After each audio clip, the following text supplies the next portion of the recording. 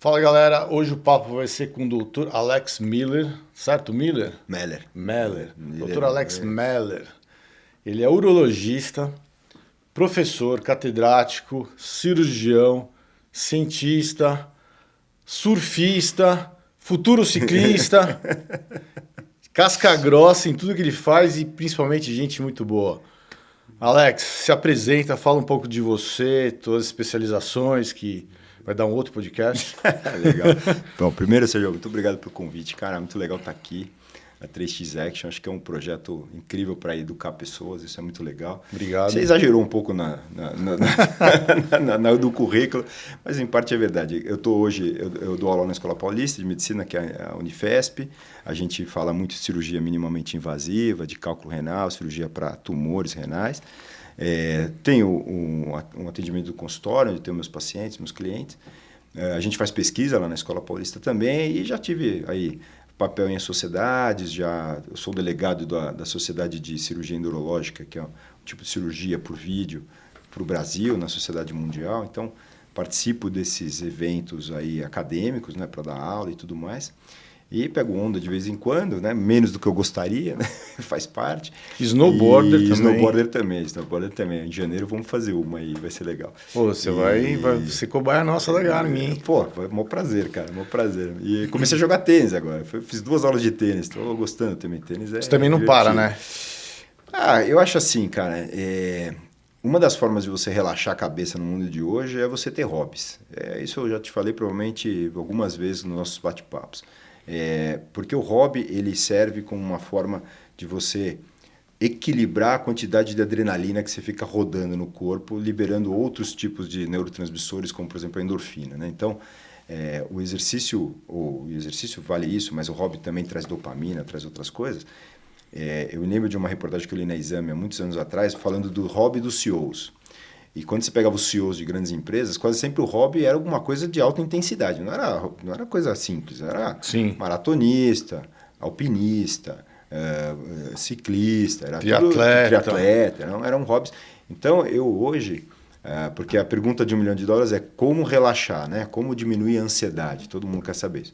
Se a gente fugir do remédio, uma das formas que eu acho bem práticas é você começar a desenvolver hobbies. Se você quiser uma forma um pouco mais, a gente está fugindo da uro, né? Mas um pouco mais... Não, continua porque é super pertinente. Para relaxar, é você começar a desenvolver hábitos mentais, que aí passa por meditação, respiração, eventualmente até fazer algum exercício de yoga, alguma coisa assim, que também ajuda você a relaxar. Mas como esse cenário nem todo mundo aceita fácil, você falar para alguém, eu tenho muito paciente idoso, cara de 65 anos, empresário, executivo, você fala, não, vai fazer meditação, o cara às vezes fica meio ressabiado. Então, uma das coisas que eu habitualmente no consultório pergunto é se a pessoa tem um hobby, e se eu identifico alguém que está nessa cena de estresse, que hoje em dia muita gente está aqui em São Paulo, eu falo para ele, cara, começa a desenvolver um hobby novo. Aí que vem a brincadeira do tênis. Foi uma ideia de... Então, 2 hobbies novos estou começando esse mês. O tênis e... Você lembra daqueles modelinhos que a gente construía, chamado... Acho que não pode fazer propaganda aqui. Pode. Bom, da Revel, aeromodelo. Aeromodelo. Comecei a construir agora, comprei as tintas e tal. Então, você está lá no seu dia cansado, estressado, chega em casa, senta ali, monta um negocinho, tal, concentração. Quanto mais você se concentrar na atividade, mais você relaxa. Você ainda tem 2 outras profissões, né? Pai e marido. Também. Segundo casamento, com uma enteada. Que tem uma demanda... Sim. Eu acho que o segredo todo é você tentar equilibrar, o que é muito difícil. Posso falar de... E às vezes você dá mais atenção para a profissão, às vezes mais para a família, às vezes mais para você. Acho que essas 3 caixinhas tem que tentar equilibrar. Dar atenção para você, não pode esquecer de você. É muito fácil esquecer de você. Esse é o grande desafio, é você equilibrar as suas necessidades pessoais com o da sua família e o da profissão. Exatamente. Eu acho que esse é o maior desafio, porque não é uma questão tão aritmética, não é uma questão que você põe na caneta e fala, vou fazer isso, fazer aquilo. Você, triatleta. Imagina o quanto você não tinha tempo para a família, né? Eu tenho pacientes triatletas que a primeira pergunta eu faço, cara, como é que você organiza a sua vida? Porque não é fácil. Tem uma máxima de triatleta é o seguinte, se você está andando bem, está treinando bem, trabalha e tem família ou namorada, um dos três você não está fazendo direito. Bem Se você está treinando bem, um dos dois você não está fazendo direito. É isso mesmo. Não tem outra equação, Não dá, entendeu? né? Não dá. Eu concordo totalmente. Então, assim, é uma busca contínua, uma busca incessante de você ir ajustando os reloginhos, né? Mas se você for me perguntar assim, Alex, o que você acha que é mais importante? Cara, por incrível que pareça, o mais importante é você. Sem egoísmo, sem individualismo, até porque a gente vive numa área individualista, mas você, em que sentido? Quando você se doa demais, seja para a família, seja para a profissão, você acaba se desequilibrando. E aí o resto sofre. Por isso que eu acho que para você, sem egoísmo, sem individualismo, é importante para você fazer os outros dois bem. Senão você não faz bem os outros. E aí você perde a família, ou sua profissão dá certo, e aí vai, né? Então, eu acho que você parar às vezes para pensar e olhar na semana, quantas horas você dedica para você? Seja para sentar para ler um livro, para fazer um esporte, seja simplesmente para encontrar um amigo. Acho que é importante você. Você é um cara organizado a ponto de falar, não, eu vou tirar X tempo para mim, vou tirar X tempo para estudar ou para desenvolver uma outra técnica. Você faz essa planilha, digamos assim? Não, eu não estou planilhado, mas eu tento... costumo separar minha semana em 10 períodos e aí vou meio que organizando... Vou te dar um exemplo até pessoal. Como é que eu fiz com a minha filha, por exemplo, né? Isso desde que eu era casado e depois continuei fazendo.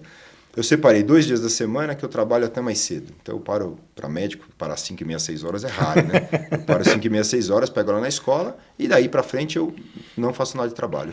Claro que existem exceções, mas na maioria das vezes. Outros 2 dias da semana eu trabalho até 9 da noite. Então eu acabo equilibrando. E no último dia da semana, como agora eu sou separado da mãe dela e eu pego ela a cada 15 dias, eu equilibro igual. Então o dia que eu não estou com ela, eu encho de cirurgia, faço cirurgia. O dia que eu estou com ela, eu pego mais leve. Então eu fui arrumando. Para ser honesto, até os 30, era profissão demais e eu demais. Tanto que eu não estava casado, tá? Então era muito isso. Depois que eu comecei a me relacionar, e sério, e pensar em casamento, casa e tal, etc., diminuiu o eu, e aumentou família e profissão. Hoje eu estou tentando reequilibrar de novo. Hoje eu digo de uns 5 anos para cá, tentando trazer de volta esse equilíbrio aí. Essa história de jogar tênis foi essa coisa. Eu olhei, tem um período aqui. Então aí tá a planilha para te responder mais direto. Assim, eu olho a agenda e falo, bom, aqui você eu consigo tem uma colocar... planilha, então? Não é tão organizada. Você não quer admitir, mas você é um puta cara organizado, difícil, cara. Né? Médico é difícil. Às vezes aparecem imprevistos. Aí você tem que ver o sair paciente fora no do hospital. plano. Aí você sai do plano. Aí você marca uma cirurgia, sai do plano. Mas eu tenho um plano base, isso eu concordo. Eu tenho um plano base e às vezes ele sai do plano. Mas isso é importante, inclusive falar para as pessoas que tipo, não tem almoço grátis. Você não vai conseguir ser bem sucedido e as pessoas relacionam ser bem sucedido com ganhar dinheiro. Sim. E não é sobre isso. Concordo. Né? Aquela história, não é sobre você chegar ao objetivo, é a caminhada, é como você vai chegar à caminhada. Exato. Então, se você consegue equilibrar profissão, qualidade de vida, esporte para se manter bem, como você falou, porque você é o pilar. Sim. Aquela história, né? Se uma pessoa está se afogando, se você for querer ajudar ela no momento que ela está em pânico, você vai junto. Exatamente. Então você tem que esperar, se acalmar, você tem que estar bem no momento certo e aí você salva. Isso aí, eu concordo. E aí você vai ter família, vai ter trabalho, vai ter abundância financeira, tudo faz parte do equilíbrio. E a parte do dinheiro é consequência. Eu também acho. Não é o objetivo. Eu acho que o dinheiro... uma vez, há um tempo atrás, eu fui estudar perfis de profissionais, né? Como as pessoas trabalham, eu não vou saber falar, não sou expert no assunto, mas eu lembro que o cara que estava me ensinando, ele falou, Alex, você tem eram acho que 8 ou 10 tipos, mas tem 3 tipos que são mais comuns, os principais. Você trabalha pelo projeto, o desafio, você trabalha pelo dinheiro, ou você trabalha pelo grupo, para ficar no grupo. Então, às vezes, você vai ter um cara que só quer ficar junto do grupo. Então, tem um cara que quer dinheiro, está lá por dinheiro, então esse cara é perigoso, porque se alguém pagar mais, ele sai. E tem um cara que é do desafio, que é o cara que gosta de pegar um negócio na mão e falar, vou fazer isso que dá certo. Eu estou nesse, do desafio. Então, já fiz muita coisa que não deu dinheiro, mas o desafio era legal. E já fiz coisas também que davam mais dinheiro, mas o desafio era pequeno e eu abandonei, porque eu falei, não quero esse caminho. Não mas esses que não davam um grande desafio era maior, te deram base para outras conquistas. Claro, né? Então, assim, não é de graça, não foi em vão, mas te deu muito mais base para você atingir outros níveis. Serginho, eu vou te falar o que eu falo para minha filha de 12 anos. Não existe nada sem esforço, filha. Se você quer ser boa em alguma coisa, Não tem. você tem que se esforçar. Se você quer tocar piano, ela toca piano um pouquinho, você precisa se esforçar. Não dá para fazer nada sem esforço. Até eu falo para ela, eu nunca vou te cobrar nota, eu vou te cobrar esforço. Se você tirou uma nota boa, melhor, se você tirou uma nota baixa e fez esforço, eu não vou ficar chateado. Agora, se você tirou nota baixa e você não se esforçou, aí eu vou ficar chateado. Eu acho que o caminho é esse. Você tem que entender que a vida é assim. E a gente mora numa cidade que é altamente competitiva. Altamente competitiva, as pessoas estão sempre... E, portanto, você tem sempre alguém que dá um quinhão a mais de esforço para chegar lá. Então, você tem que estar... Essa é uma demanda da vida moderna, né? E comparado aos Estados Unidos, não chega nem perto. Você tem uma grande experiência lá. Você já deu palestra lá, você sabe que os caras ali, caras devoram informação, são meio psicopatas em desenvolvimento e adquirir informação e crescer. Sim. E eu senti um choque, assim, quando eu cheguei lá, eu achei que fosse um cara esforçado e competente. Na hora que eu cheguei lá, pô, os caras não param. É impressionante. Aí você entende porque os caras são uma potência. É isso mesmo. Os caras não param. Eu tive 2 experiências lá em 2 universidades, na da Califórnia e na Hopkins.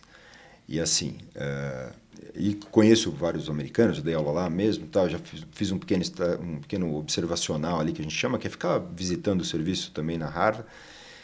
E, assim, os caras acordam muito cedo, né? Estão lá muito cedo, estão sempre estudando. E o perfil falando da minha área, do médico americano, uma diferença que a gente tem aqui, o médico americano costuma trabalhar dentro, especialmente o acadêmico, dentro da mesma instituição.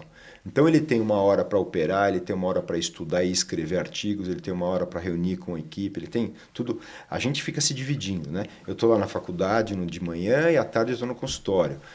No outro dia eu estou revendo uma tese de doutorado de alguém e à tarde eu tenho clínica para fazer. Então a gente se divide mais. Mas os caras estão sempre pesquisando. Sabe o que eu acho que é uma diferença grande do americano e do brasileiro? Repetição de padrão. Que eu acho que o alemão tem isso também. Uma vez eu visitei uma fábrica na Alemanha. O brasileiro que consegue repetir processos e fazer eles bem feitos, normalmente eu acho que isso acaba sendo mais bem sucedido.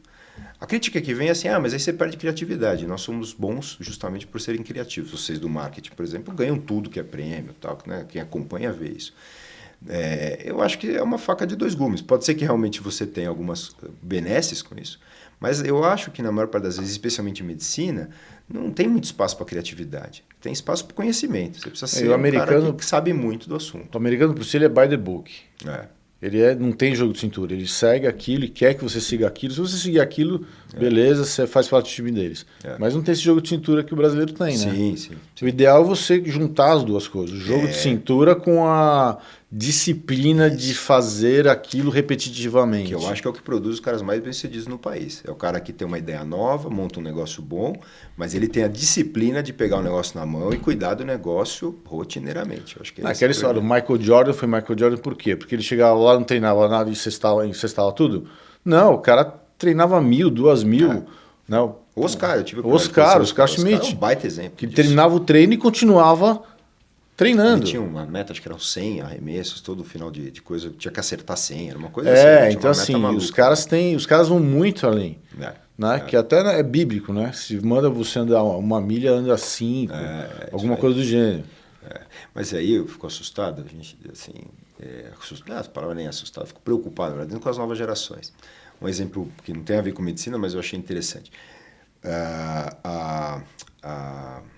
Fugiu o nome daquela fabricante de guitarra.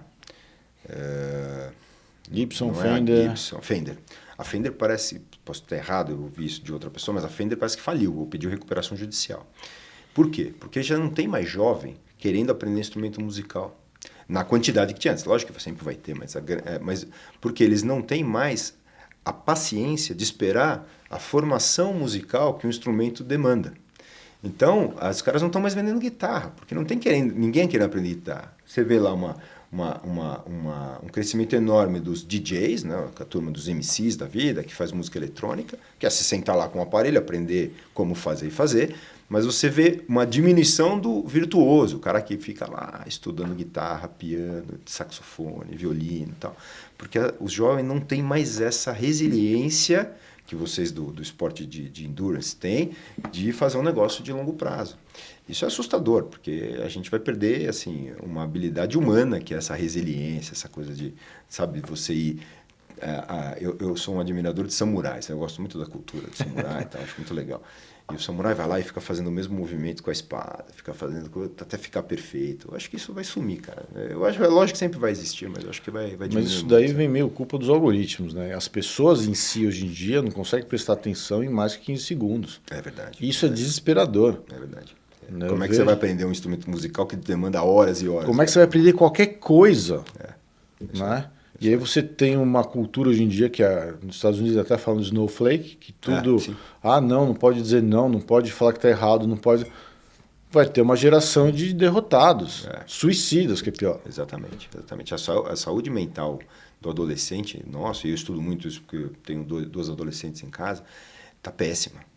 Eles estão cada vez mais medicados, cada vez mais diagnosticados, cada vez mais inseguros mesmo, tipo, não tem uma segurança mínima, não de sair na rua, não é isso que eu estou dizendo, segurança de encarar desafios, Exato. de encarar projetos, de vou aprender a tocar guitarra, tá? Né? Eu vejo isso nas minhas filhas, ganha um skate, tenta 5 vezes, é difícil, cai e tal, desiste. Meninas, não tem jeito. Você não vai andar bem de skate, você vai levar anos. Na nossa época, você ganhava o skate, tinha que usar o skate até vir pro osso.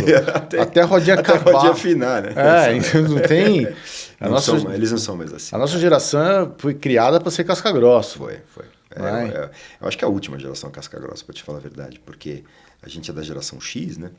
Depois quando vem os millennials, você já sente um afrouxamento dessa dureza, né? Que a gente herdou dos baby boomers, né? Os caras antes da gente. Nossos pais meu pai só trabalhava. O que eu acho ruim também, lembra das caixinhas que a gente falou? Mas o que ele aprendeu. Então, a mensagem que ele passou para a família foi, tem que trabalhar. Não tem história. Não tem essa de ficar acordado de manhã e não ter nada a fazer, né? Eu acho que você vai adaptando essa mensagem para a sua realidade, para o seu momento. Mas eu acho que a gente foi para o pêndulo do outro lado. Como é a história, né? A história sempre tem esses pêndulos que vão muito... Agora a gente está no outro pêndulo. E aí essa insegurança toda dessa juventude, quem sou eu? Né? Eu não sou expert no assunto, mas eu leio bastante. Eu acho que passa por um excesso de oportunidade, muitas vezes justamente por pais como a gente que acabaram oferecendo muita coisa. Esses dias eu tive uma conversa em casa do tipo, você tem patins, patinete, skate, bicicleta. Eu, para ganhar uma bicicleta, levava 1 ano, pedia de aniversário e Natal tudo junto, faz um pacotão, junta dinheiro da tia e do tio, ganha uma bicicleta. Você tem os 4 e às vezes você não quer andar com nenhum deles. Se passou dinheiro e não fez mais que sua obrigação. Exato. Não tinha esse papo de ganhar presentinho porque tirou uma nota boa. Não, tua obrigação é essa. Exato. Então, eu acho que a gente errou, a gente ofereceu oportunidade demais. E aí é aquela coisa, vai num restaurante que um cardápio tem muito prato, você fica em dúvida do que fazer. Fica perdido. Fica perdido, né? Então, a gente costuma brincar que é a síndrome do cardume. Vê o tubarão, vê aquele cardume, sai correndo atrás de tudo e não come nada. É isso aí, exatamente. É isso mesmo. Exatamente. Fica perdido. E eu acho também um pouco a falta dos pais de cobrarem dos filhos, né? Fica assim, não, tudo pode, não posso falar não e tal. E aí as crianças acabam não tendo na mente o conceito de responsabilidade. Sim. Né? Então assim, se não passar de ano a culpa é do professor. Não, a culpa é tu que não estudou. Claro. Hoje tem pai, eu ouvi dizer em textos, tem pai indo na universidade para reclamar do filho. Reclamar reclamar a favor do filho, né? Ir lá reclamar que o professor está sendo injusto, que a prova estava difícil. Cara, eu não queria nem que meus pais fossem na faculdade. Eu ia passar vergonha se meu pai aparecesse na faculdade. Meu pai apareceu na faculdade para me levar no trote e para me levar embora careca e cheio de ovo. Rindo, né? Rindo. Só foi a única vez que ele entrou na faculdade. Meu pai foi uma vez no colégio, porque eu tinha apanhado de 3 caras. Tá. Eu fui suspenso, ele foi chamado, porque eu fui suspenso, e ele foi o caminho inteiro me zoando. Olha isso. Porque eu apanhei de 3. Eu falei, pai, mas eram 3, 2 eu até estava dando conta. Não, você é folgado, você é grande, você tem que dar conta de 3. Não, ele fala assim, nossa, que vergonha, meu filho apanhou, estou sendo chamado no colégio porque ele brigou, mas se tivesse batido, não, ele apanhou.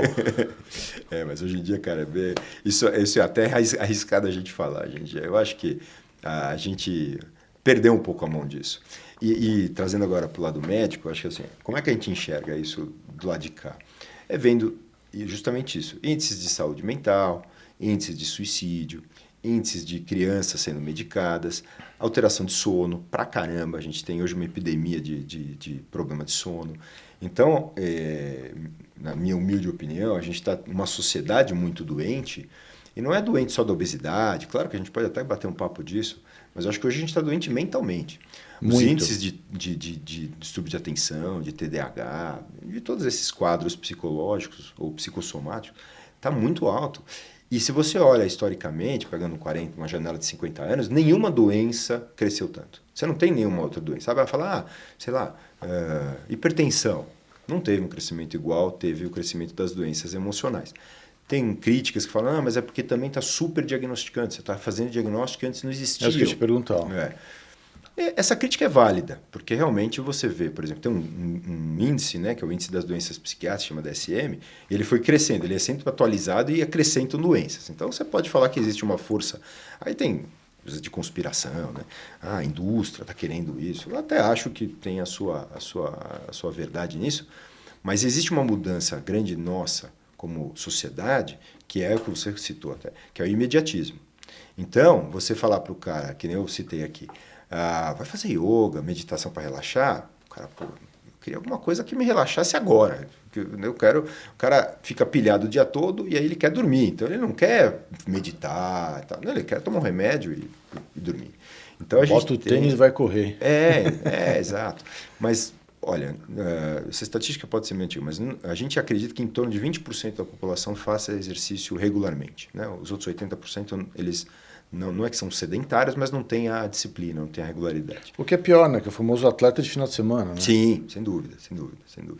Então, assim, por exemplo, o sono, tem já estudos mostrando claramente, se você faz exercício regular, você melhora o sono. É até engraçado para você que é triatleta, o exercício intenso não é bem assim, a gente pode até discutir, o intenso tem problemas, mas o regular, de médio impacto, ele já ajuda a dormir. Então, eu acho que, psicologicamente falando, mentalmente falando, a gente está pior.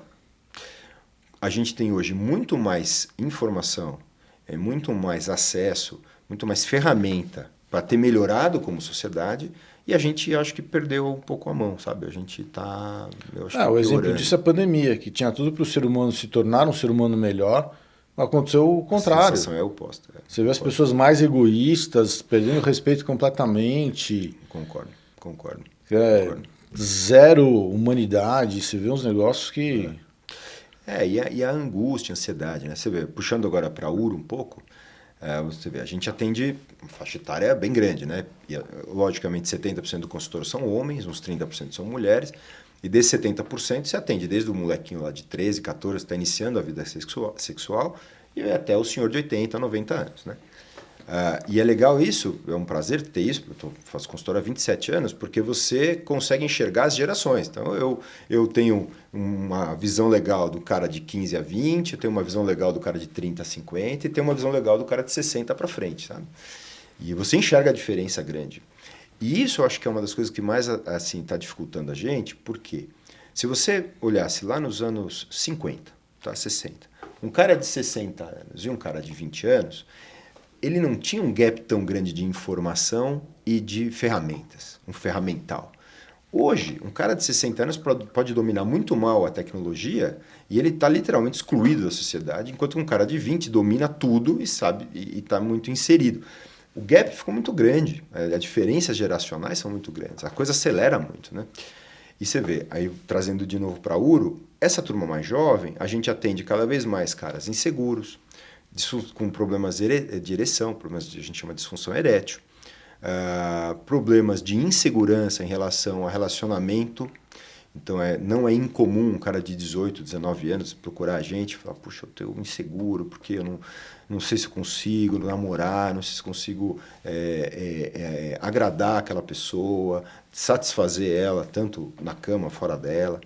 Então, é uma insegurança que a gente que tem na faixa dos 50 olha e fala, poxa, na minha época eu não me lembro disso.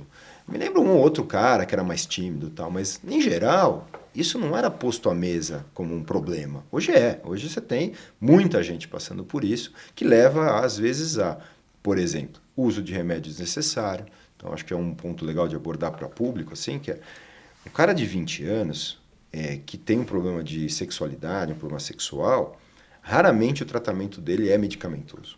Raramente. Quase sempre o tratamento dele está voltado mais à parte emocional. Você pode até usar a medicação como muletas, eu até uso de vez em quando, para readquirir confiança. Mas você tem que deixar muito claro para ele que aquilo é temporário, que ele não pode viciar naquilo psicologicamente, não pode achar que ele só vai funcionar baseado naquele remédio.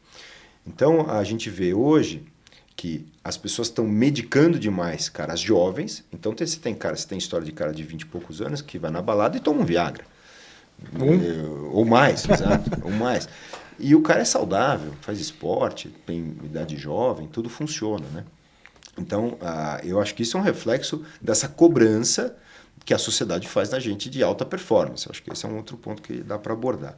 Então, você vê, gente, a molecada com disfunções eréteis, coisas que quase sempre são emocionais, sendo tratadas ou se autotratando, né? Autotratando, que é pior.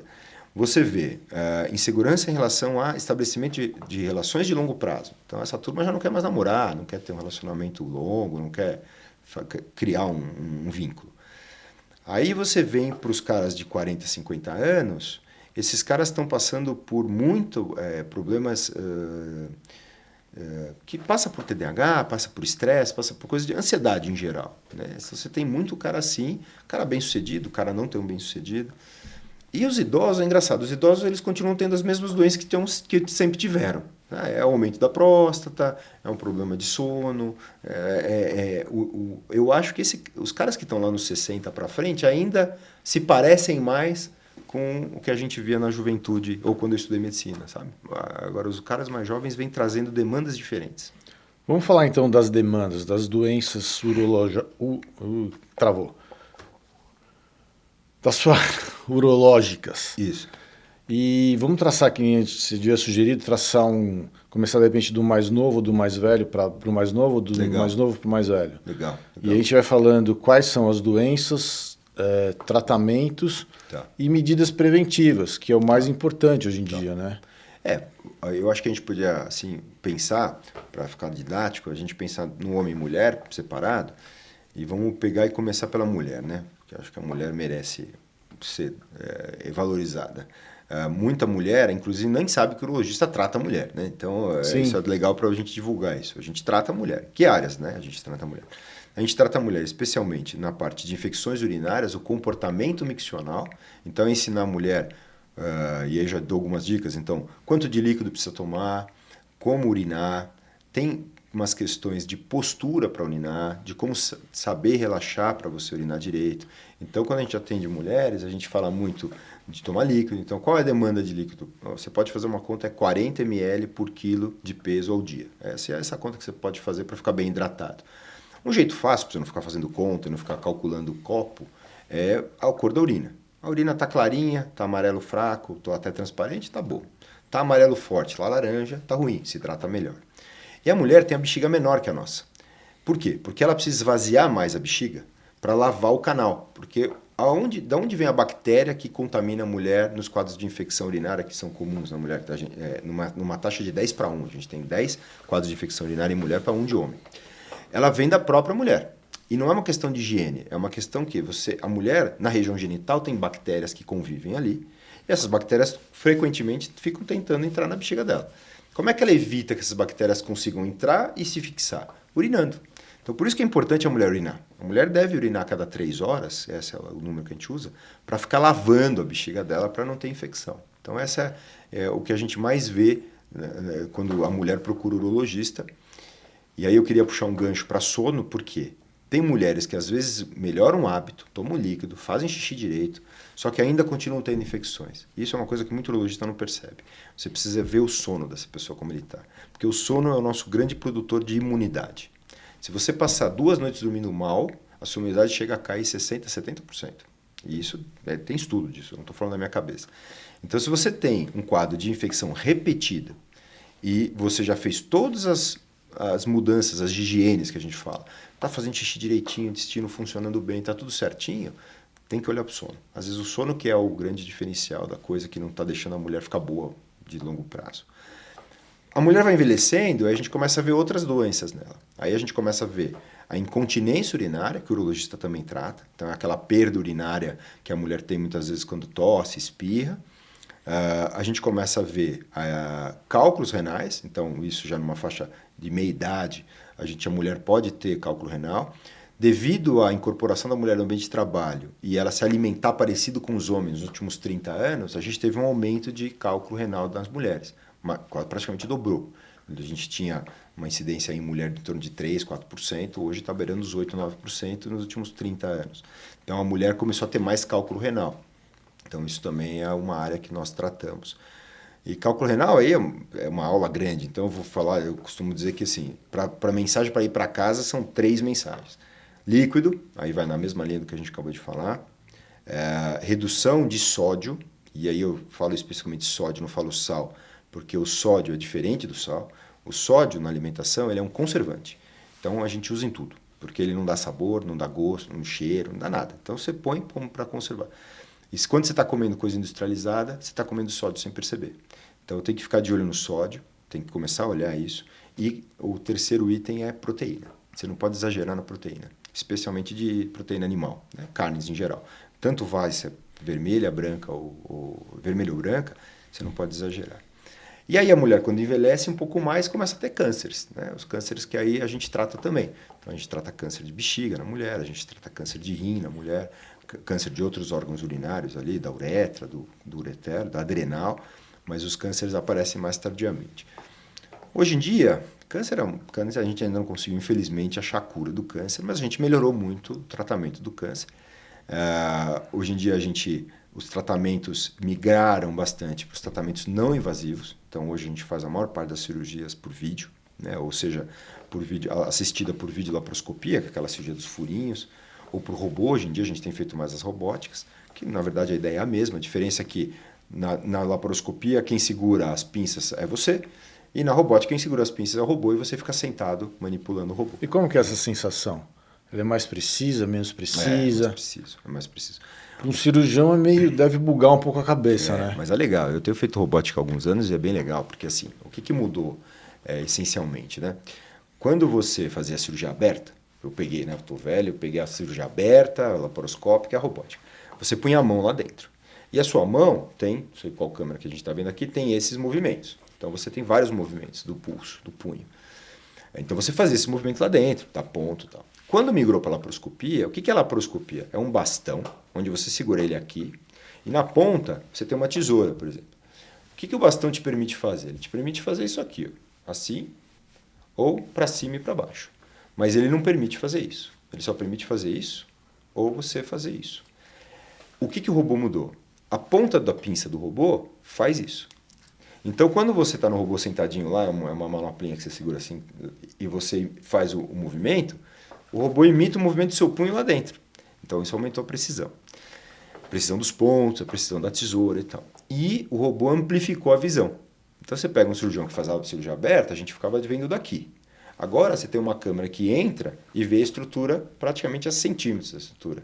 Então, você enxerga as coisas melhor. Então assim, melhorou a precisão. A precisão foi multiplicada. E ficou mais confortável para a gente operar. Menos cansativo. Menos cansativo. Porque você fica apoiado, uma cadeira super confortável. E a cirurgia acaba sendo mais rápida também? Ou não necessariamente, porque você tem todo um processo para começar a cirurgia robótica, a gente chama de docar o robô, é colocar o robô dentro da pessoa, né? Literalmente. Então você tem um processo que demora aí em torno de 40 minutos, 1 hora, para você preparar tudo até você sentar lá no console e começar a operar. Então, no frigir dos ovos, o tempo não é tão diferente, não. Vamos fazer um parênteses no nosso papo. E a inteligência artificial? Isso é bem legal, esse assunto. Como é que está entrando na cirurgia robótica? Então, assim, o que a gente já enxerga em alguns congressos assim, de novidades, né? Algumas eu vou trazer 2 ou 3 assim, que eu acho legais. Uma é assim, por exemplo, você tem um tumor de rim, tá? E aí você pela tomografia, ressonância, você sabe onde mais ou menos ele está. Mas às vezes lá na hora da cirurgia você não tem certeza absoluta que é naquela região. E quando a gente faz cirurgia de tumor, você tem que tirar o tumor, preservando o tumor, quer dizer, a gente tem que deixar aquela que a gente chama de margem de segurança. E ao mesmo tempo, você não pode avançar muito longe do tumor para não prejudicar o rim da pessoa. Quer dizer, você tem que achar um meio termo ali entre o rim. Hoje, a inteligência artificial, como é tudo no vídeo, ela desenha para você onde está o tumor. E aí você sabe onde está o tumor virtualmente. Então você está cortando e você está... Onde você está assistindo, você está cortando e está enxergando uma linha que ela não existe, foi o software que criou para você cortar com mais precisão. Quando você integra isso ao robô, existe já uma tecnologia, nada disso ainda está disponível, tá? Só estou contando coisas que você vai ouvir em congresso, que você vai ouvir assim, de avanços. O robô para você. Então, por exemplo, você está, de novo, fazendo uma cirurgia de rim, no rim tem grandes vasos. E o robô percebe que quando você for cortar ali onde você está querendo ir cortar, você vai cortar um vaso. Ele trava a sua mão. Ele não deixa a pinça fazer. Ele trava. Por quê? Você carrega previamente no robô a anatomia do paciente vascular com a ressonância. Então, a ressonância vai lá, então ele sabe onde está o rim, onde está a veia, onde está a artéria, se tem uma artéria anômala ali que você pode cortar sem querer. E aí você carrega isso no software, quando você for operar, o robô vai te deixando, vai te travando. Aí tem aquelas coisas de Odisseia do espaço, né? Futurista. Não é impossível uma inteligência artificial operar. Não é possível. Não dá para você vai ter que ter um médico perto para ver se não está dando nada errado. Mas, eventualmente, você carregou o software da imagem. O robô sabe aonde está o que você quer operar. Sabe os nervos, sabe onde estão os vasos, sabe onde está tudo. Fazer um movimento que a gente faz hoje em dia, com o tempo a inteligência artificial aprende. E não vai demorar muito. Não demora muito. Então, assim, eu não acho impossível você fazer isso. Vai ter um evento na Itália agora, que me mandaram ontem até. Vão fazer um atendimento no metaverso. Então, vai pegar um paciente que não está na Itália, vão fazer um avatar dele, e ele vai sentar aqui na frente de um médico que também não está na Itália, está em outro lugar, e eles vão fazer um atendimento virtual. Você tem um congresso agora, só de tecnologia. Então, e aí vai ter um outro que eles querem fazer, que é uma cirurgia no metaverso.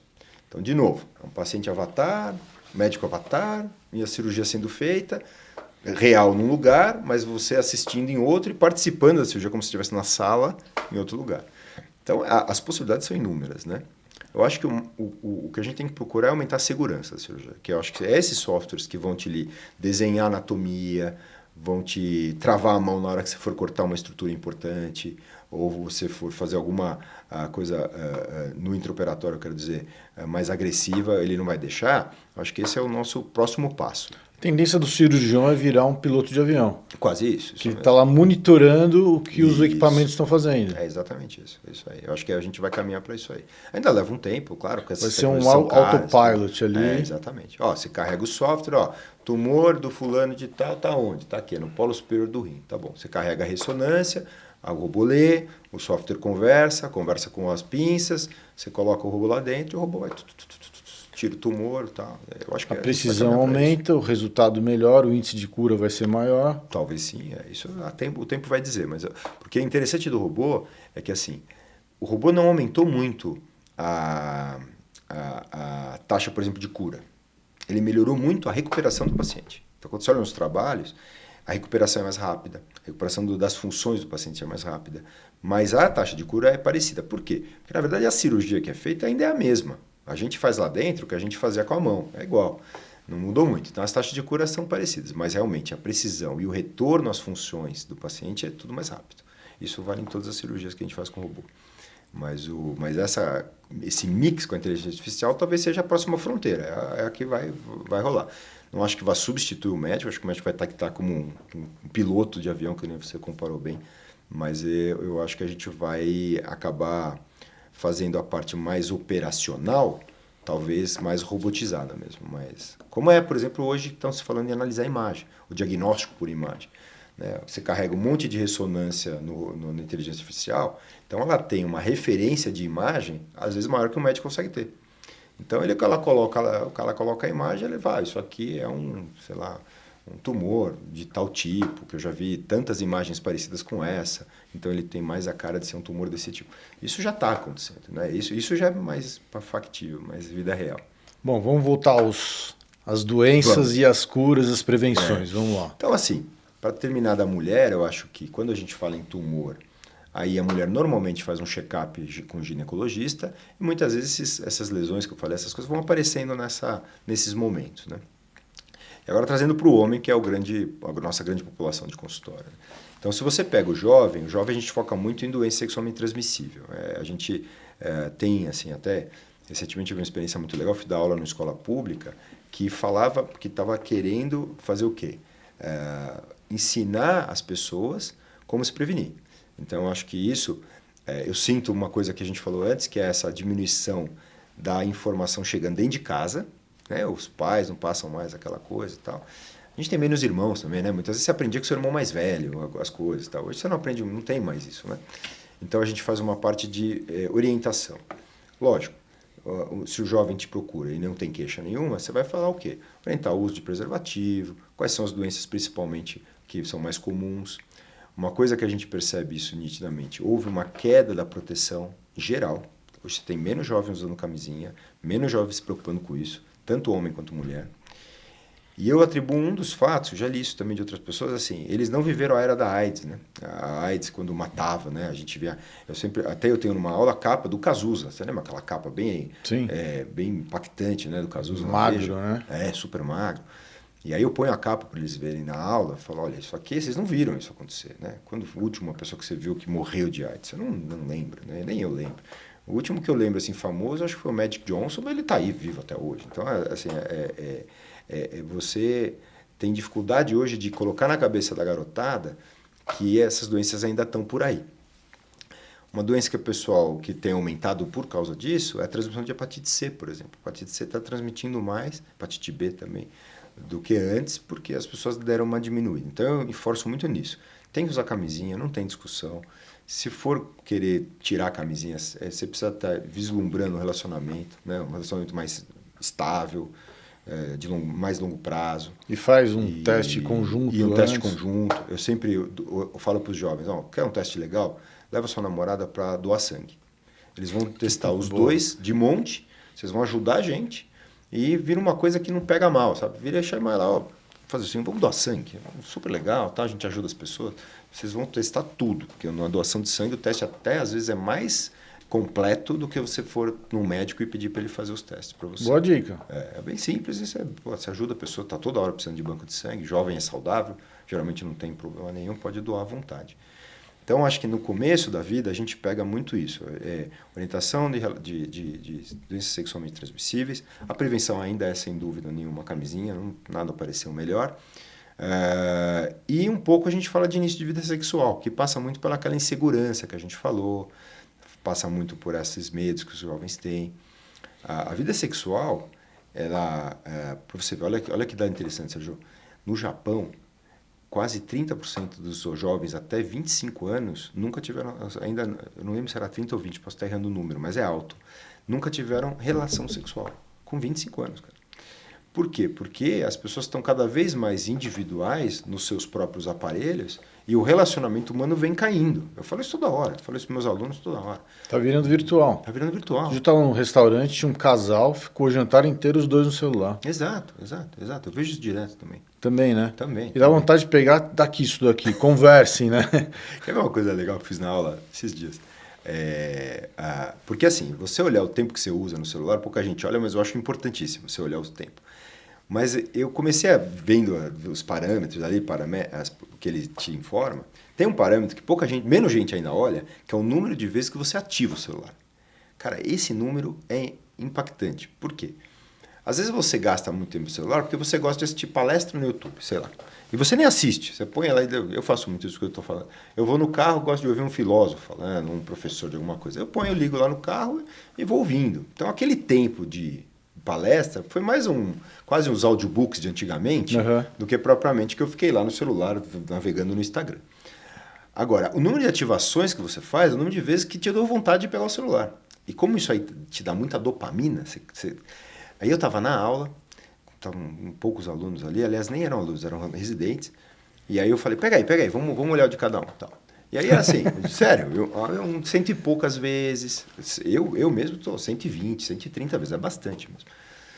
Aí tinha uma enfermeira mais velha, ela pega só 60, parabenizei, ela falou, parabéns.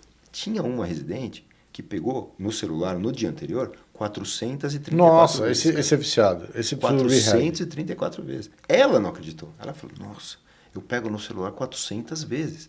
Olha esse número, cara. É impressionante. Você não faz nada 400 vezes. É o dia inteiro. Você não faz nada de hábito, assim, 400 vezes. Você não dá 400 goles d'água por dia. É uma coisa doida, né?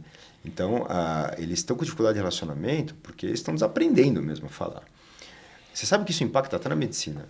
Aqui tudo bem fazer esses parênteses longos, né? Porque a gente vai saindo do tranquilo. tema. Mas, por exemplo, o que é uma boa consulta médica? É quando eu consigo te conhecer um pouco. E às vezes você não tem muito tempo, mas você tem 15 minutos para te conhecer. né? Os médicos jovens trabalham, às vezes, em situações que eles têm que se consultar muito rápido. Como eles perderam a habilidade de perguntar, porque se você não conversa, você não sabe perguntar, eles não sabem mais consultar. Então vira consulta de exame. Ou seja, como que você está? Não, estou bem. Tá. Você fez aquele exame? Fiz. Aí o exame. Apareceu um negócio aqui. Você nem tem a queixa, mas só porque apareceu, eu vou te dar um remédio. Isso é uma das coisas que está matando a medicina. Você vê a garotada não sabendo mais perguntar, conversar. E aí quando eu falo com eles em aula maior, eu falo para vocês, o que vocês perderam da habilidade? Conversar. Aí eu falo, levanta a mão quem fez uma ligação telefônica ontem. Falou falando. Ligou, alô, tudo bem? Ninguém. Sérgio, às vezes tem uma turma de 40 alunos. Nenhum levanta a mão. Ninguém fala. Mas isso que você falou de saber perguntar é a chave de quem vai sobreviver à inteligência artificial e quem vai perder emprego vai sucumbir. É verdade. Porque a chave de você dominar a inteligência artificial é o que você vai perguntar. É verdade, eu li sobre o ChatGPT, falam muito isso, né? Que se você souber perguntar, ele é uma baita ferramenta, se você souber perguntar, ele não serve para coisa nenhuma e vai te dar informação, vai te dar guias errados, né? Eu acho e isso está pegando em todo mundo. Então, o pessoal de TV, marketing, parte de criação, né? Porque você tem plataformas que fazem desenhos. Não sei se já entrou Midjourney, Leonardo AI. Não naveguei, não. Mas eu ouço falar assim de... Você digita lá, aí entra o lance da pergunta. Você tem que imaginar o que você quer e pôr num texto. Sim. E aí, em cima desse texto que eles chamam de prompt, ele vai desenvolver o desenho que você imaginou, falou para ele, imagine, por exemplo, você pode fazer um upload da sua imagem, da sua foto, e aí você coloca, ou imagine esta foto com um cenário futurista, com cores roxos, amarelos e verdes, num cenário do Blade Runner. Entendi. E aí ele vai fazer uma foto sua no cenário do Blade Runner, num cenário futurista. Sim. Né? Ou então você pode pedir uma foto da sua filha ao estilo Disney, que ela vai virar um cartoon com a imagem dela, entendeu? Que legal, né? Então, mas é o lance de como você vai perguntar ou como você vai passar a informação, mas você precisa ter algum background, você precisa ter informação. Claro. E acho que em tudo hoje em dia passa por isso. Eu vejo isso assim, o que eu vejo da geração mais nova é que eles leem pouco. Porque é o que você falou aquela hora, ninguém consegue prestar mais do que 15 segundos de atenção. Então, para você ler, desenvolver o hábito de ler, né, gostar de ler, você precisa parar a cabeça e falar, agora eu vou ler. Não precisa nem criar, como eu falo, num cenário especial. Você tem que ler em momento. Ler precisa ser um hábito, assim, corriqueiro, que acontece quando você está esperando, sei lá, a sua família se aprontar. Está esperando, minha mãe está tomando banho. Pega um livrinho lá, um gibi, que seja, lê. Agora, o que as pessoas fazem hoje em dia quando estão esperando as coisas? Fica no celular, não tem jeito. Você não vê mais ninguém lendo. Aí fica vendo coisas que são inúteis. Você quer ficar no celular? Vê um podcast, vê uma matéria. Exatamente. Né? É você TED depurar. Exatamente. Ouça a informação, mas se habitue a buscar a informação. Eu chutaria que a maioria não faz isso. Não faz. Fica vendo besteira, Fica vendo besterol, Fica que nem um zumbi vendo besteirão. É isso aí, eu acho. É uma pena, porque a gente... eu vejo, por exemplo, lógico que eu tenho todo tipo de coaluno, né? Mas você vê, os alunos que são mais leitores, mais interessados, são os que se destacam, são os caras que você percebe, os residentes também, que você percebe que vai ser um cara que esse cara vai longe. Você lê, né? Você fala, esse cara vai longe. E com a inteligência artificial, esse vai ser um divisor de águas cada vez maior. Que aí é o lance de perguntar, você precisa ter informação para tirar o melhor da máquina. Se você não tiver informação para tirar o melhor da máquina, a máquina vai te tirar. É isso aí. Né? Isso aí. E aquela história, né? Tipo, se o produto é de graça, a questão é que o produto é você. Eu já ouvi essa história. Então você vai virar bateria de máquina. Né? E aí vem uma coisa que até é legal, porque a gente já linka com mais doenças que vão ir para frente, né? Aí, se a gente usar uma faixa etária agora dos 40 a 60, eu pulei dos 20 aos 40, porque nessa época você não tem doença nenhuma. Nessa época, não acontece nada. A vida é uma maravilha. Sabe? Se tem uma fase boa da vida dos 20 aos 40, Sérgio, 20 aos 40 é uma delícia. Você não fica doente, nada acontece. Mas dos 40 aos 60, hoje o que a gente vê? Bom, primeiro, é claro, nessa época você vai ter doenças como, por exemplo, cálculo renal, que a gente já citou. Você pode ter problemas ali associados ao começo de aumento de próstata, que normalmente o aumento da próstata ela vai aparecer mais tarde. Isso é um caso, é um detalhe que a gente vai ter que fazer uma parte. Que interessa muito os homens. Porque a próstata é um órgão que ela basicamente dá dois problemas na vida do homem. Ele pode dar câncer, o que justifica o check-up, que eu acho que é isso que você está querendo falar, a gente fala depois, e o aumento da próstata, que é uma doença benigna que não chega a matar o homem, mas atrapalha muito a qualidade de vida. Porque a próstata, ela fica embaixo da bexiga, assim. Então você tem a bexiga, a próstata embaixo. E ela envolve a uretra, que é o nosso canal que sai a urina. Então quando ela começa a crescer, ela começa a espremer essa uretra e isso dá trabalho para a bexiga esvaziar. Então você começa a ter um dano na bexiga, que é uma bomba. A bexiga é como uma bomba de água que você tem em casa. Só que se você entope a saída da bomba, uma hora ela começa a pifar, né? Então a gente cuida disso, né? Então lá pelos 45, 50 anos, isso já começa a virar rotina, você olhar isso no homem para ver se ele está urinando bem e se não tem nenhum problema com câncer de próstata, que é um câncer muito comum, né? 1 em cada 8 homens vai ter câncer de próstata. Então é que é tratável, tem um índice de cura muito grande. Exato. Principalmente quando ele é detectado precocemente. Então, isso que é de novo a prevenção. Exatamente. A gente tem que falar sobre a importância da prevenção. Isso. Então, o que eu falo para o homem em geral? É assim, chegou lá pelos 50 anos, na verdade, se você tiver antecedente familiar de câncer de próstata na família, se você for da raça negra, você já precisa fazer o check-up aos 45, aí você tem que começar aos 45. Se você não tiver nenhum desses fatores, você pode começar nos 50, tá? Então, lá nos 50 anos, você vai ter que chegar no médico e ele vai te pedir um exame de PSA, o mínimo, vou te falar o mínimo, que é o que você até encontra no SUS, PSA e um exame de toque. Aí todos os homens já abrem o olho desse tamanho. Aí é o elefante na sala. Exato. O toque é assim. Eu costumo dizer o seguinte. Primeiro que ele é muito rápido, dura segundos e... Mas para quem está levando é uma eternidade. É uma eternidade. Apesar de ainda ser virgem. Mas o que acontece? Você tem nuances nisso daí que você tem que, num bom médico, você consegue... Por exemplo, se você faz um exame de toque e o seu PSA é baixo e ele está estável, isso permite você não ficar fazendo toque todo ano. Você não precisa fazer toque todo ano. A característica desse exame PSA, até é legal para o público saber o que é o PSA, né? O PSA é uma enzima que a gente produz na próstata e ela serve, na verdade, a grande função dela é no esperma. É para ajudar o espermatozoide a fecundar o óvulo. Então, a grande função do PSA, na verdade, é de fecundação. Mas uma parte dessas enzimas que são produzidas lá dentro da próstata cai no sangue. É isso que a gente detecta no exame. E o PSA ele é um monitor de como está a saúde da próstata. Qualquer coisa que acontece na próstata, o PSA altera. Você que é ciclista, você ficar andando muito com a bicicleta, com o banco espremendo a próstata, você aumenta seu PSA. Isso é maligno, isso causa doença? Não causa doença, mas você tem que saber disso. Então o PSA ele tem uma qualidade que ao mesmo tempo é um defeito. Qualidade, ele altera com qualquer coisa acontecendo na próstata. Um defeito, ele não é específico para câncer. Então, se você tiver um aumento de PSA, você não precisa sair desesperado, porque o aumento de PSA não necessariamente é câncer. Pode ser várias outras coisas. E aliás, para ser bem honesto, a maioria das vezes não é câncer, porque o câncer não é tão frequente quanto as outras coisas. Então, vamos desmistificar um pouco o negócio do câncer. Tá. Porque quando a pessoa é diagnosticada com câncer, parece que é uma sentença de morte. E hoje em dia, principalmente quando se detecta cedo, o índice de cura é muito alto, a pessoa voltar a ter uma vida normal é muito alto, tanto homens, mulheres, todos os tipos de câncer.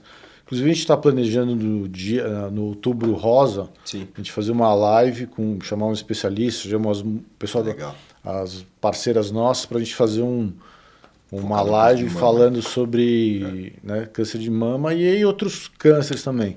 Claro, tem colo de útero e tal. Não, sem dúvida. E aí eu queria que você explicasse para o pessoal quão tratável é hoje e quão normal até, vai. Sim. Que você passa por um processo e quando você recebe essa sentença de morte, não, você teve uma doença que é tratável. Sim. Quando a gente, fazendo assim uma análise bem generalista, né, pegando tudo que é câncer, os próprios órgãos que cuidam dessas coisas, eles já separam o câncer em estágios, né? Então, o negócio é o estágio. Então, depende do estágio que você pega o câncer, você vai ter maior ou menor taxas de cura. E, óbvio, você geralmente divide em 4 estágios. O 4 é o tumor que é menos fácil de curar, ou mais difícil de curar. E você tem o estágio 1, que geralmente é o melhor. A maioria dos cânceres funcionam assim. Até dar um passo atrás. O que é o câncer? O câncer é uma célula que o código genético dela errou. Uma célula defeituosa. E toda célula da gente tem uma característica que ela morrer em determinado tempo. A gente tem no código genético já ela nasce, cresce, se desenvolve, cumpre a sua função e morre depois. Que chama apoptose isso. E essa célula perde essa capacidade. Então ela fica se multiplicando indefinidamente. Então, assim, de forma bem superficial, isso é mais ou menos o câncer. Porque o que fez isso acontecer hoje é muito estudado. Então você descobre genes que não repararam o DNA direito, tem gene que afetou o DNA, tem coisas externas, como o cigarro, por exemplo, que vai afetar essa mutação, vai dar mais mutação. Então, hoje isso tem muita informação por trás disso. Mas você pode pensar assim, de forma geral, de novo. O que melhorou muito? Primeiro, melhorou muito as detecções, porque os exames de imagem melhoraram muito. Então, você fazia um ultrassom nos anos 90, você não via quase nada. As máquinas eram péssimas. Hoje, você faz um ultrassom nos anos 2020, cara, você vê tudo. Um ultrassom, uma máquina boa, com um cara bom, você vê muita coisa. Aí eu pergunto, vou fazer um parênteses. Se você vê tudo, se você vai no aeroporto, você passa lá no scanner, o cara te vê inteiro, até os ossos, por que precisa enfiar o dedo? Você tem toda essa tecnologia virtual e o caramba. A galera fala que existe uma conspiração entre vocês, entendeu? Que é sádico o negócio. Porque assim, não, o negócio tá fazendo. Vamos se divertir, vamos ver como eles reagem, entendeu? Vamos ver a cara deles. Vamos ver. Né? Tem um meme que virou do Sérgio Malandro, que ele foi no urologista e tal. E aí o urologista foi lá fazer o toque, não sei o quê. E ele falou, quando ele estava começando o exame, ele falou, não, porque eu fui seu fã e tal, te mandei várias cartas no seu programa também, né? E ele, é mesmo, pô, que legal, já suando frio, né? Aí o cara falou, só que você nunca me respondeu. E aí ele foi lá, né? E viu o dedo e falou, faz agora. Cara, é assim, essa é uma pergunta frequente mesmo, dos próprios pacientes.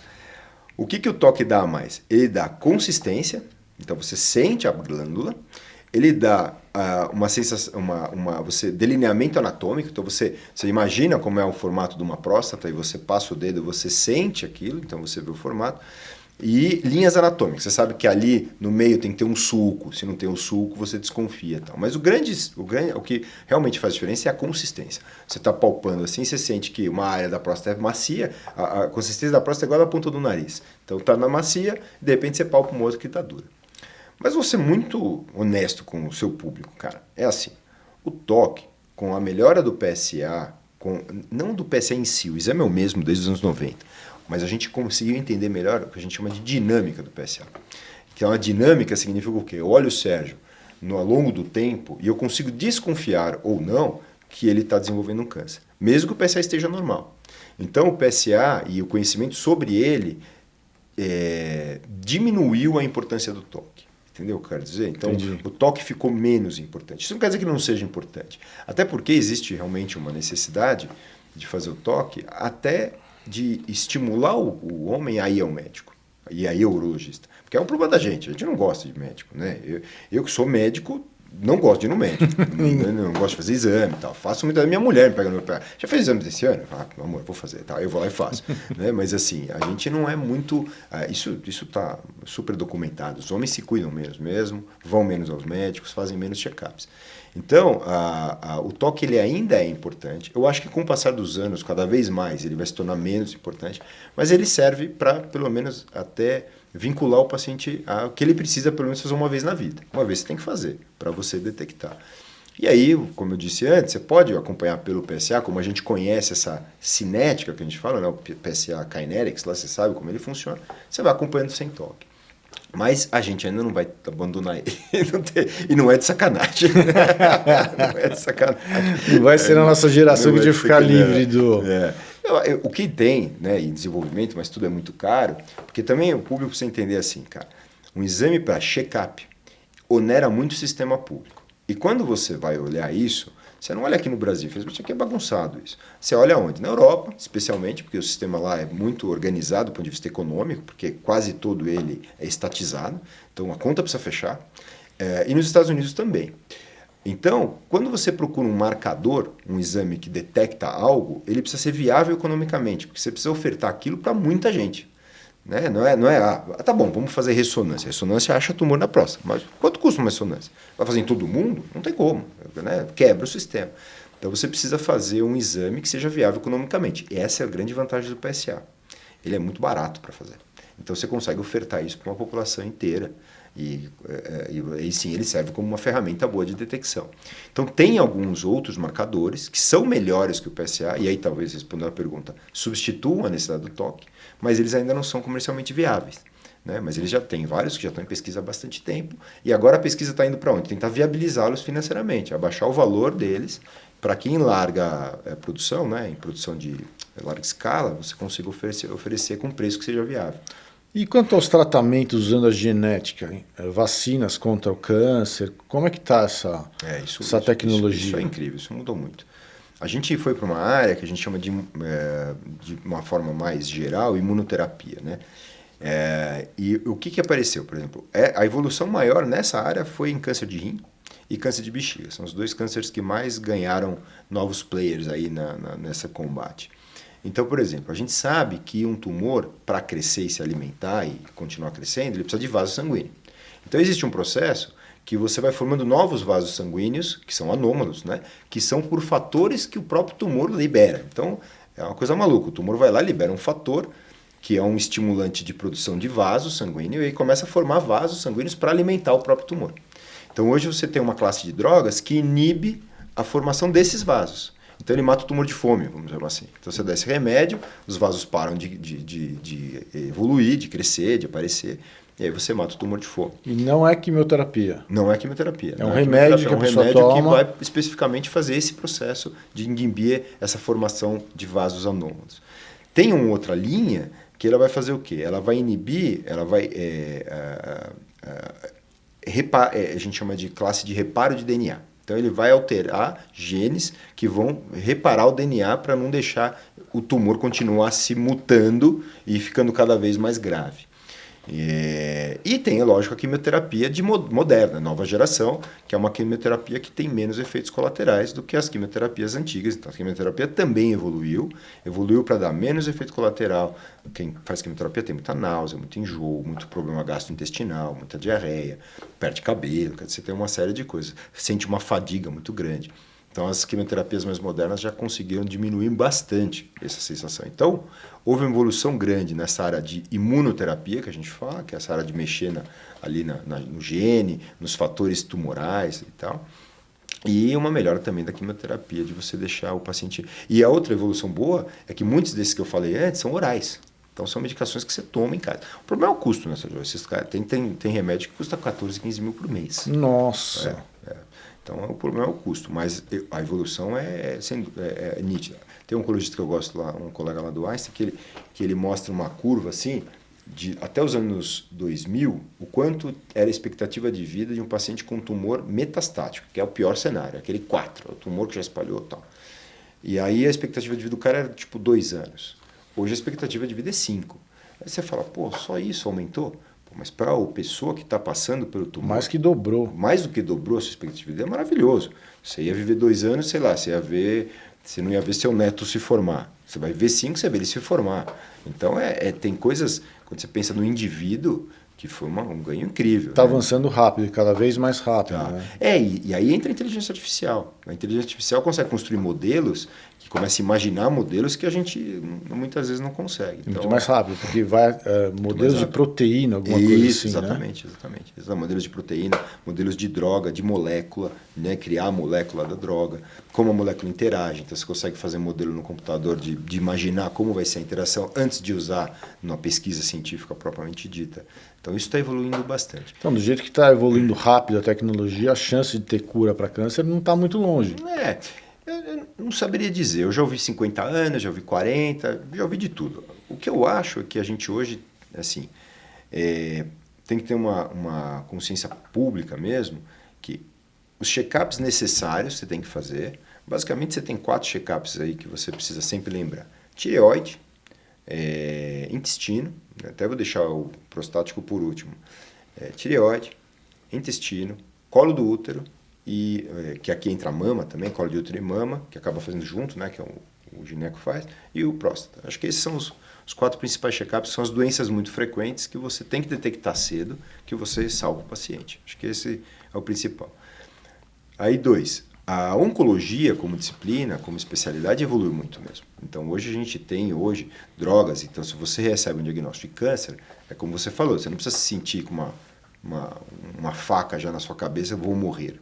Porque hoje você tem muita opção e a gente consegue controlar o tumor por muitos anos, né?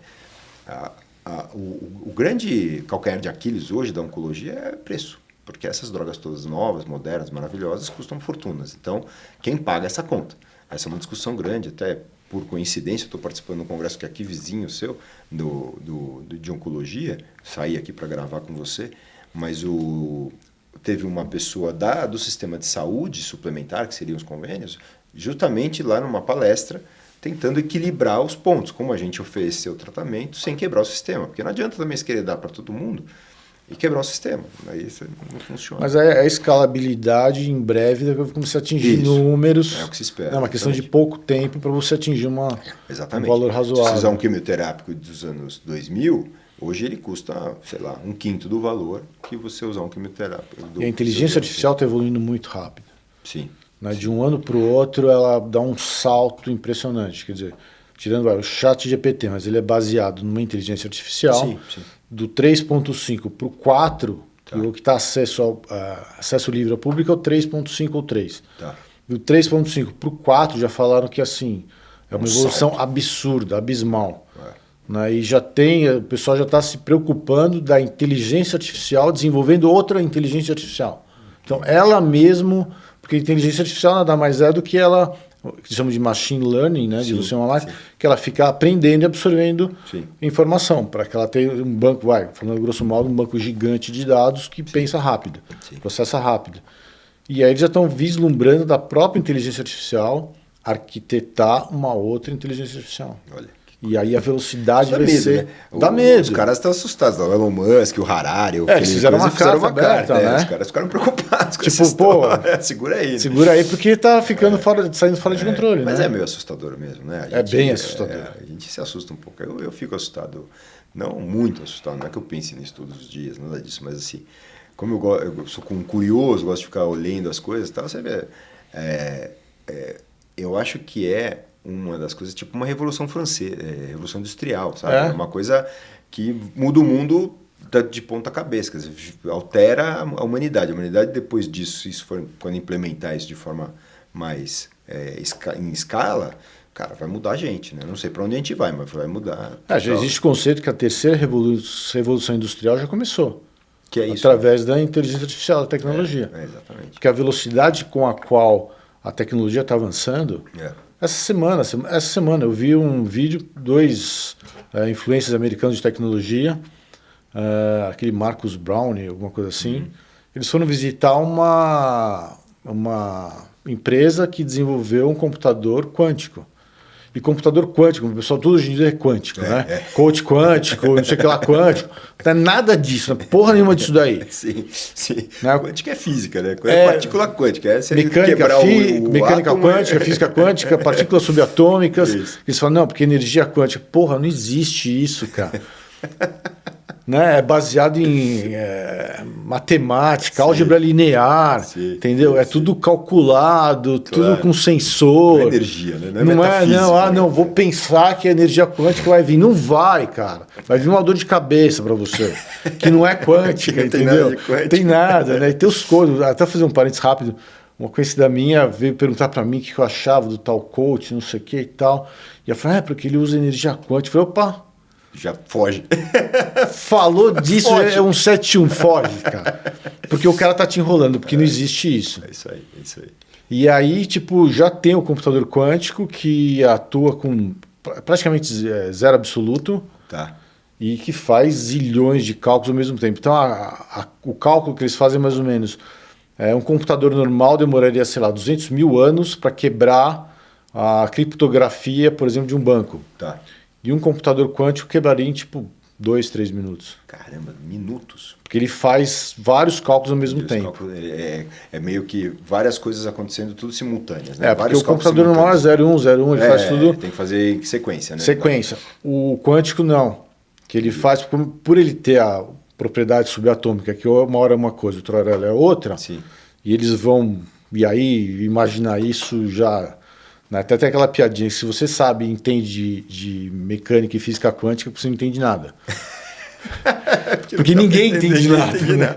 Os caras vão descobrindo as coisas e vão aprendendo junto. Né? E aí faz milhares de cálculos, tipo, como se fosse várias máquinas, uma em cima da outra, fazendo vários... Entendi. É uma coisa surreal. Eu não sabia. E a hora que entrar isso, vai dar um salto tecnológico. A gente vê que tem uma demanda grande, né?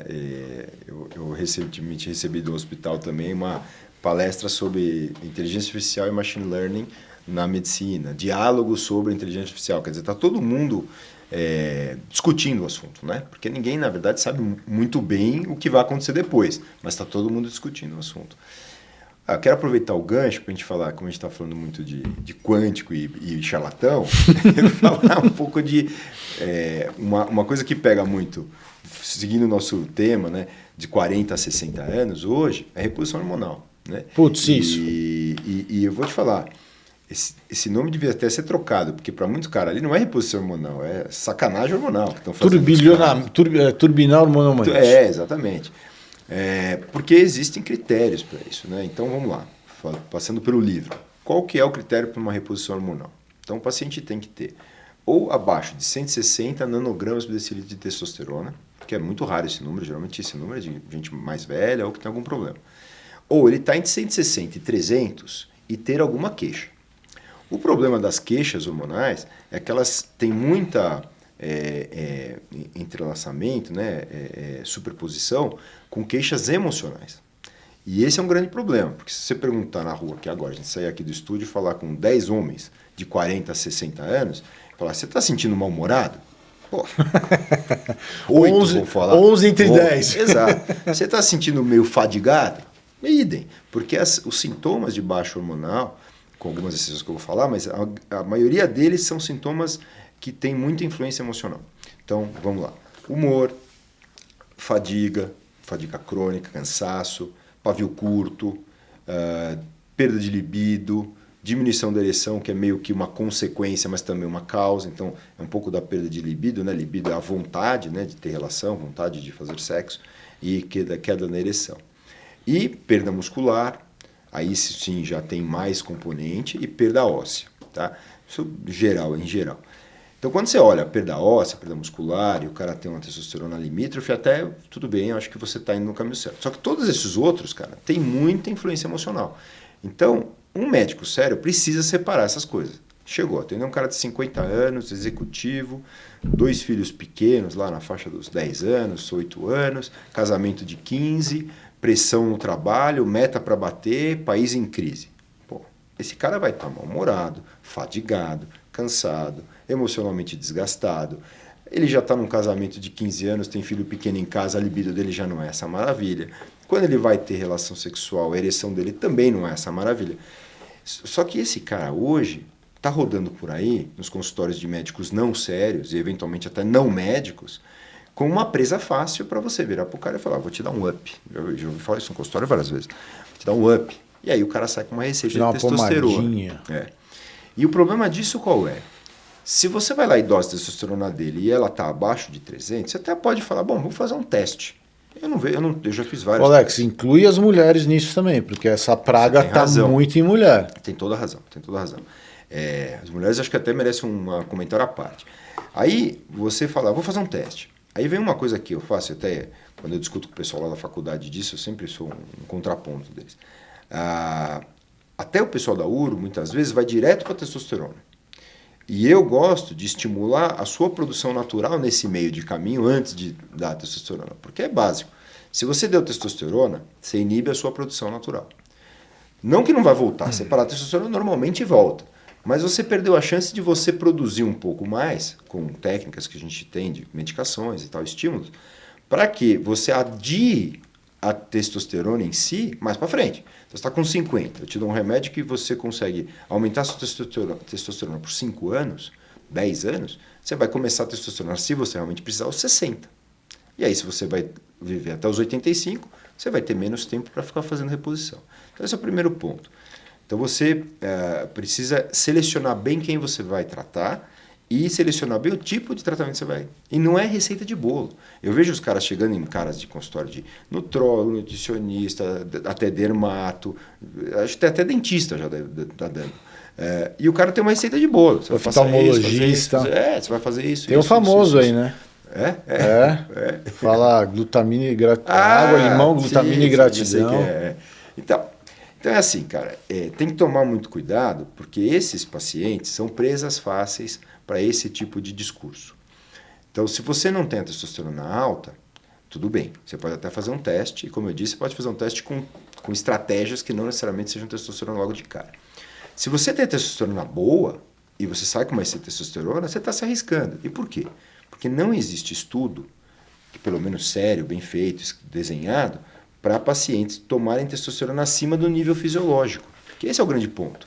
Qual é o nível fisiológico de um cara que nem a gente, nossa idade? É entre 400 e 700, 800. É esse nível. Tá? Um garotão, 800, 1000. Garotão, 16 anos, 18 anos. Tá? Quando você trata o paciente que está com 230, você quer levar ele para essa faixa fisiológica. Eu já atendi paciente no consultório que o laboratório não consegue nem detectar o quanto está, porque aparece maior do que 1.500. Ele nem sabe quanto está. Ele está tomando tanta testosterona que o dele pode estar 2.000, 2.500, 3.000, 4.000, ninguém sabe. Porque o laboratório não tem nem ferramenta para medir. Você não consegue mensurar nem quão nocivo isso é. Exato. E não tem estudo, porque nenhum comitê, qualquer estudo científico, você precisa submeter a um comitê ético, né, que vai falar, não, você pode fazer ou não pode fazer. Não existe um estudo desse. Não existe um estudo assim, falar, vamos levar, sei lá, 200 pacientes para níveis suprafisiológicos, leva para cima, 2.000 testosterona por 10 anos, vamos ver o que acontece. Nenhum comitê deixa você fazer isso. Como assim? Você está doido? Você vai fazer? Você pode fazer isso em animal, você pode fazer em teste de laboratório. O que não significa que a pessoa ter testosterona alta significa aumento de desempenho. Perfeito. Às vezes pelo contrário. Perfeito, isso mesmo. Isso é muito legal que você abordou. Porque existe um cara que chama Abraham Markgale, que ele fez uma teoria que eu acho muito interessante. Eu costumo explicar aos pacientes assim. Chama teoria do receptor ocupado. Você imagina que minha mão aqui tem 5 receptores de testosterona na célula. Então essa célula aqui é do cabelo, aqui é do neurônio, aqui é do músculo, aqui é do, sei lá, do pênis, aqui é do testículo. A molécula vem e vai se grudando nos receptores. Só que você tem um nível de receptor que se ocupa todos, com uma determinada quantidade de testosterona. Então, sei lá, 400. Você ocupou todos os 5.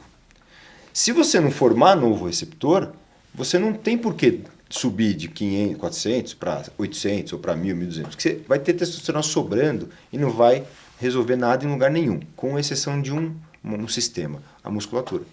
O único lugar onde você forma novo receptor e aí você, sim, aí aumenta a célula é no músculo. Por isso que você fica grande. Por isso que se você for aumentando, você vai aumentando. Treinando junto, claro, mas você vai aumentando. Agora, se você está fadigado porque você acha que é baixa testosterona, só que os seus receptores cerebrais estão ocupados, se eu te der testosterona, você não vai ver diferença nenhuma. Que é o que a gente vê muito frequentemente quando eu faço esses testes que eu falei. Você vai fazer um teste de uns 15 dias, um mês, 2 ou até 3, geralmente é 3 meses, com alguma técnica para aumentar a testosterona do cara. E aí eu já falo para ele, ó, o que eu quero que você melhore, ou que pelo menos eu espero que você melhore. O seu mau humor. Vamos ver como é que vai estar. Muitos pacientes, quando voltam, falam, Alex, não reparei diferença nenhuma, continua mal-humorado igual. Porque a vida do cara não mudou. A vida dele o problema do cara não é a testosterona. Aliás, a testosterona vira consequência da qualidade de vida do cara, da vida que ele está escolhendo para ele mesmo. Exatamente. E esse cara descobriu essa teoria fazendo o quê? Ele tinha pacientes que tiveram câncer de próstata e, na época, era super controverso você dar testosterona para alguém que já teve câncer. Só que ele tinha um segmento lá específico de paciente que ele resolveu dar com segurança, tudo controlado, e aí ele desenvolveu essa teoria que chama teoria do receptor ocupado. Que se você tem um número limitado de receptores, não adianta você ficar escalando a testosterona lá para cima que não vai mudar nada. O paciente não vai sentir diferença nenhuma, a não ser na musculatura. Isso sim, isso você vai. E aí você pode ter os efeitos, consequências, melhor dizendo, né? Efeitos que vão advir disso. Então, por exemplo, se aumenta a massa muscular, você consome mais energia. Consome mais energia, você emagrece. Então você fica mais seco. Então, esteticamente, você fica mais bonito. Então, lógico que você tem outros... Mas tem as contraindicações. Tem os efeitos aumenta colaterais o coração, problemas renais. Aumenta a viscosidade sanguínea. Você pode ter episódios de trombose, porque pode aumentar muito a viscosidade do sangue, você fica mais grosso. Então, você tem que monitorar isso, senão você acaba tendo tromboses. Você pode ter sobrecarga hepática. Seu fígado precisa metabolizar a testosterona. Se você está sobrecarregando demais, ele pode começar a pifar. Você pode ter edema, então você pode começar a acumular muito líquido. Então você pode levar sobrecarga cardíaca. Então você tem efeitos colaterais bem importantes. A verdade, sabe qual é, Serginho? Eu acho que hoje as pessoas estão encarando o hormônio com muita simplicidade. Estão tomando hormônio como suplemento. Isso, perfeito, é isso mesmo. Como se fosse vitamina. É isso mesmo, é isso aí. É isso aí. E assim, banalizou Você sabe mais que demais. ninguém, Nossa, você tá na área. eu vejo desde 2012 que eu vejo no esporte amador, eu vejo as pessoas se dopando. Eu vi conhecidos meus que treinavam junto comigo, a gente ia no mesmo ritmo, e de um ano para o outro, para Ironman, o cara baixava mais de 1h30. Isso não é normal. Claro. E não é você baixar de 15 para 14. É você baixar de 10, 50 para 9 e pouco. Entendi. O cara já fazia um baita tempo e o cara baixou mais 1h30. Não é, já está na categoria chegando perto do tempo de profissional. Entendi. Naquela época, né? Sim. Então, e não era só testosterona, EPO, eritropoetina e GH. Sim.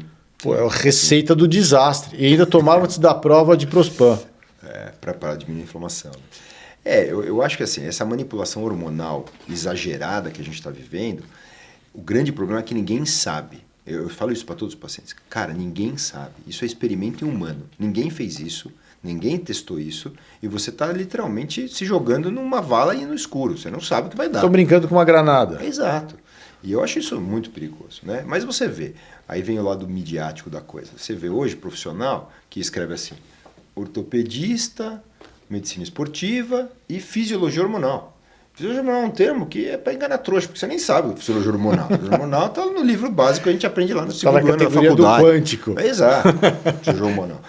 Eu acho que o único cara que pode falar que conhece fisiologia hormonal como um todo, assim, é o endocrinologista. Ele é o único cara. Eu mesmo conheço fisiologia hormonal de testosterona, mas se você me perguntar do hormônio da tireoide, eu já não vou dar pitaco. Eu sei por cima, mas se precisar de alguém, eu vou te encaminhar para um cara que manja de fisiologia de hormônio de tireoide. Então a gente tem que tomar muito cuidado nisso. E aqui, como a gente está fazendo comunicação, divulgando, cara, precisa tentar para as pessoas. Não é porque o cara tem um monte de seguidor que o cara é sério. Não é porque o cara tem um monte de seguidor que ele estudou aquele assunto a fundo. E aonde procurar informação? Isso eu falei para o paciente hoje de manhã. Procura os portais bons, onde você tem informação que é validada, que é consolidada. Então você entra lá, Sociedade Brasileira de Urologia. Você vai encontrar informação boa. As pessoas não vão. Não vão, ele não sabe nem procurar. Por isso você precisa entrar na mídia. Não, estou falando sério. É por isso, cara. Ele falou assim, doutor, como é que é a associação... Não, Sociedade Brasileira... Entra ali. Um outro, eu falei, entra no da Unifesp, entra no da Escola Paulista ali, vai ter um monte de informação. Entra no da USP. Se você fala inglês, vai no da Harvard, vai no da Hopkins. Você tem informação boa. Ontem tive uma discussão, fui jantar com os amigos, tive uma discussão com um amigo sobre isso. E falando a história da cloroquina, a história do ivermectina, eu falei, cara, isso não funciona.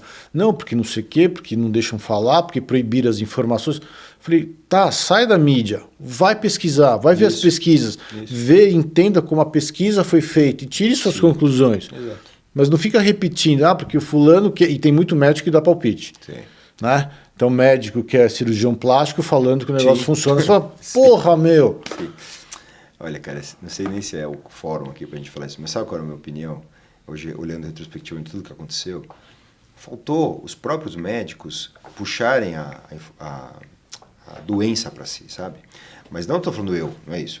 Eu estou falando a entidade médica, sabe? A entidade médica principal do país virar e falar o seguinte, informação sobre o Covid, deixa com a gente, sabe? E eu acho que faltou isso. E aí criou-se uma série de narrativas.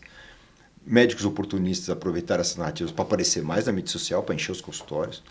E aí eu não vou dar opinião nenhuma aqui, porque senão isso aqui vai virar uma bagunça, mas assim, a minha opinião é que posso falar porque eu falo para o paciente, acho que faltou uma ação mais efetiva, e isso eu acho que no mundo inteiro, não foi só no Brasil, e por que eu estou falando isso até? Eu vou falar uma história pessoal.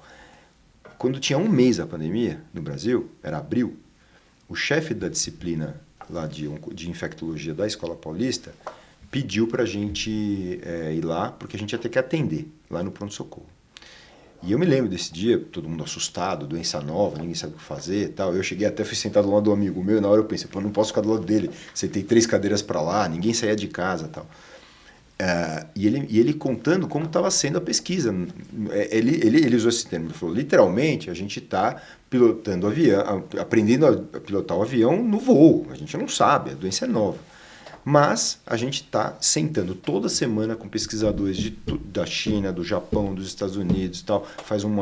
Então, assim, o que eu estou querendo dizer com isso é que tinha uma estrutura muito grande pesquisando essa doença, do ponto de vista médico. Mas existe Então, que as pessoas não querem ver... Se você buscar informação, você vai encontrar essa informação. Exato.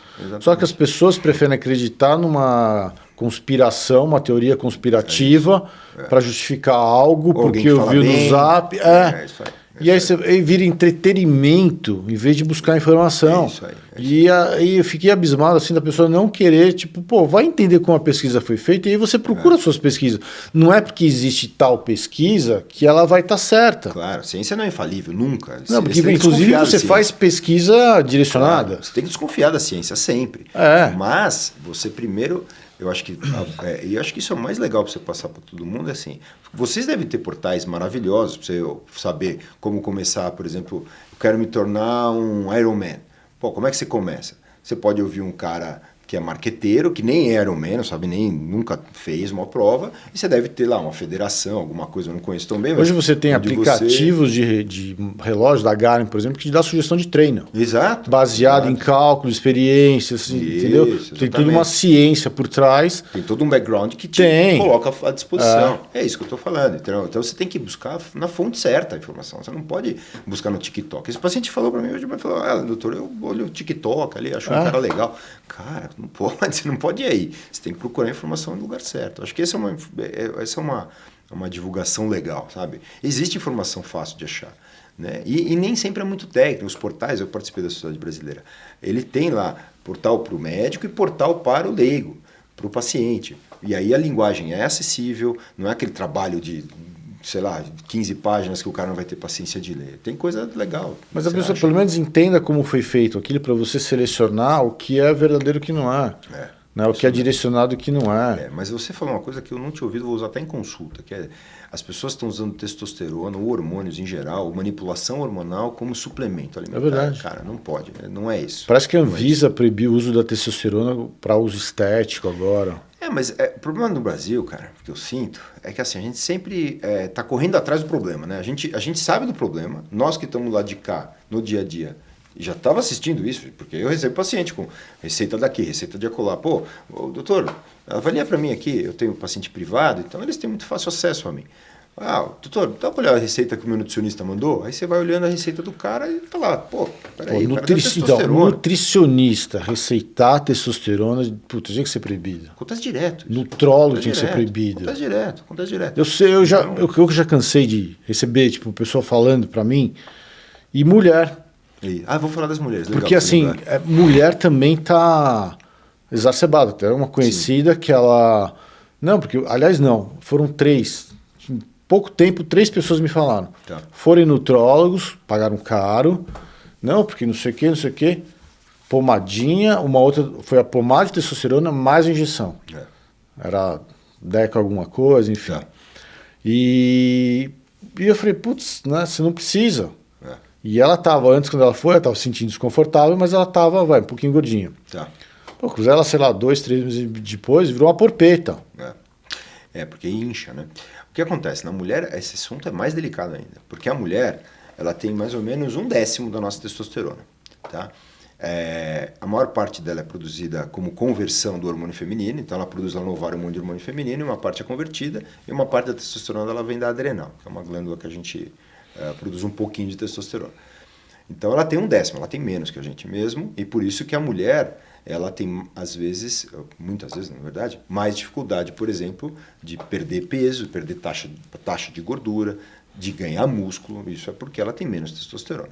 Porém, se você dá testosterona para a mulher, o efeito colateral é muito mais fácil de acontecer.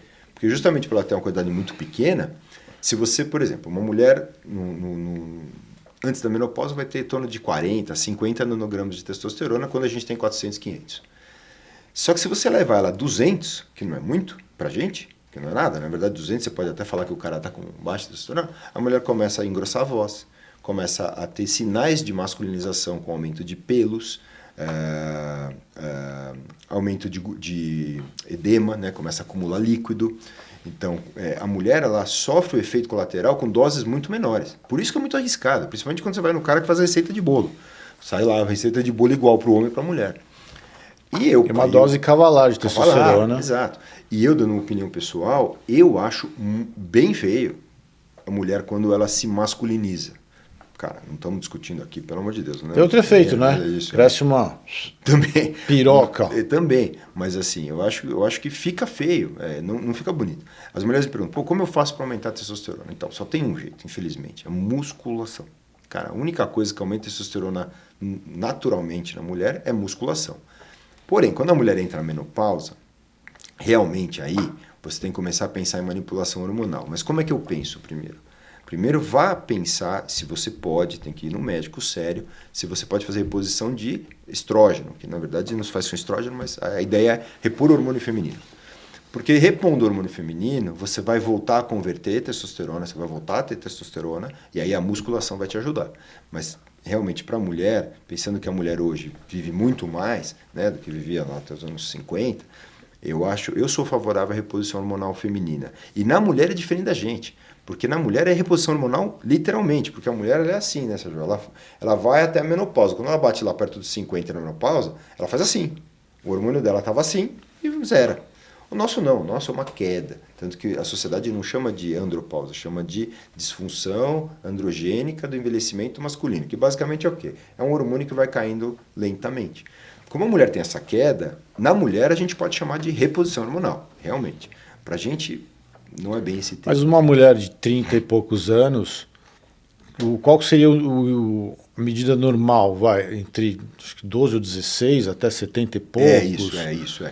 Normalmente elas ficam entre 40 e 50. Uma mulher jovem assim vai ter isso aí, né? Então, mas uma mulher que está com 16, por exemplo, ou 18, não devia estar tomando uma dose cavalar. Isso, exatamente. Aí que está o médico sério. Porque o que esses caras fazem? A minha impressão. O cara quer resultado bem rápido para que ele tenha mais e mais indicações. Eu falo isso para os pacientes, por isso que eu me sinto à vontade de falar aqui. Eu não estou citando nome nenhum. O cara vai lá e você fala assim, eu quero fazer a mulher, né? Quero emagrecer, ficar magrinha para o verão. Nós estamos em abril. Tá bom, eu te deixo magrinha para o inverno. Sério? Sério. E realmente você entra com um monte de dose, um monte de coisa, um monte de remédio e a pessoa realmente tem essa resposta. Nesse período, a mulher já indicou lá na academia dela e no circuito de amizade dela, trocentas mulheres pro cara. Passou um ano e a mulher virou, que nem você brincou, uma porpeta, parou de tomar o remédio, piorou e tal. Aquelas pacientes já foram captadas. Então eu tenho a impressão, eu falo isso muito no consultório, eu quero consultório onde eu quero ter o Sérgio, meu paciente, por 20 anos.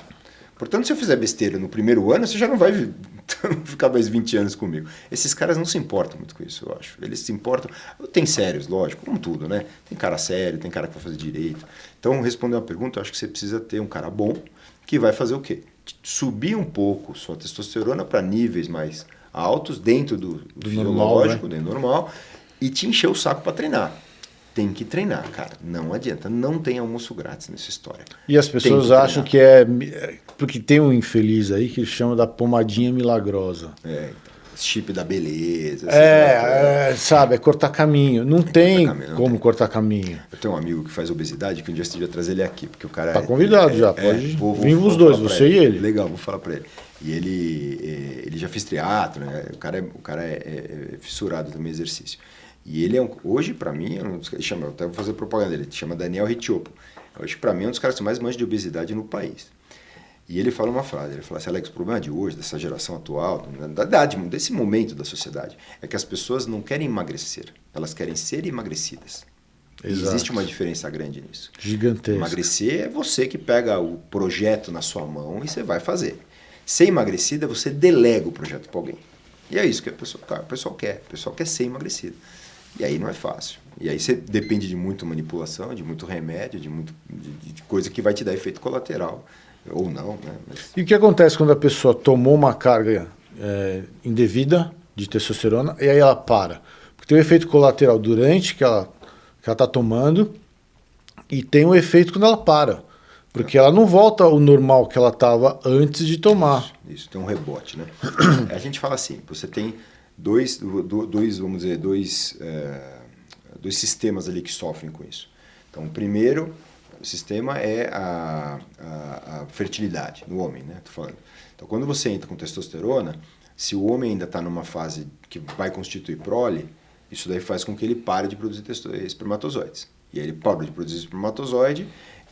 Quando ele para a testosterona, e esse é um grande problema, nem sempre volta. Depende do tempo que você usou. Mas os números aí é algo em torno de 15 a 20% dos pacientes não voltam a produzir espermatozoide depois. Então você fica infértil, literalmente. Então esse é um dos grandes problemas do pós-parada. Não só infértil, mas fica impotente. Não, espermatozoide. Aí agora, para testosterona, ele fica infértil, ele não consegue ter filho. E falando agora da produção em si da testosterona, funciona assim. Quando você começa a usar, você inibe a sua. Então você para de produzir. Quando você para de usar, você tem um efeito rebote, que a gente chama de reativar o eixo hormonal. É você voltar a produzir. Aí você tem uma queda e aí lá na frente você volta. Esse tempo é imprevisível. Pode ser 1 mês, pode ser 2, pode ser 6, depende do paciente, depende da idade. Tem paciente que volta mais rápido, mais devagar, depende da idade. Se volta ao normal, normalmente volta. Mas não é sempre, também. Não dá para dizer, eu não me lembro o percentual, mas... É meio uma roleta russa, né? Esse é o grande problema, é que eu falo sempre para os caras. Você está fazendo uma roleta russa, porque não foi testado, ninguém sabe, e você está girando com uma testosterona tão alta que a gente não sabe o que vai depois. E na mulher, ela vai ter nesse efeito rebote, ela vai ter uma tendência de engordar muito maior. Exatamente. E porque nesse efeito rebote, você, se não continuar treinando... que muitas vezes as coisas acontecem juntas, né? O cara tava testosterona e treina, testosterona, treina. Aí aconteceu alguma coisa na vida do cara, o cara parou de treinar e o cara para de tomar testosterona, uma mulher para. E aí vem tudo junto. Perde musculatura, troca músculo por gordura, incha, acumula líquido e aí fica isso que você brincou, né? Vira uma porpetinha. E pior que isso é muito comum. O que as pessoas mais acham hoje em dia é que elas vão tomar fórmula mágica e não vai precisar treinar tanto. Exatamente. Acho que isso que é o pior de tudo, que eu vejo muita gente achando que essa é a fórmula da juventude e da beleza. É isso aí. E aí começa a se sentir mal, engorda. E é o que mais estou vendo hoje. É isso mesmo. Porque o caminho árduo ali de disciplinar, treinar, comer bem, etc., infelizmente é árduo. Não tem o busto de graça, como você falou. E aí entra naquela história, né? As pessoas não querem ter trabalho, querem o remedinho que resolve, não quer mudar a qualidade de vida. Porque acho que a melhor receita para aumentar a testosterona ou resolver todos os problemas é você mudar a tua vida. É isso aí. É perder peso, é perder gordura, é melhorar a taxa, né? A relação que a gente fala entre gordura e massa muscular. Quer dizer, você tem que mudar essa composição corporal. Tem que fazer musculação. Eu falo para todos os meus pacientes. O paciente bateu nos 50 e fala, cara, infelizmente, eu sei que musculação é a parte mais chata do exercício. Né?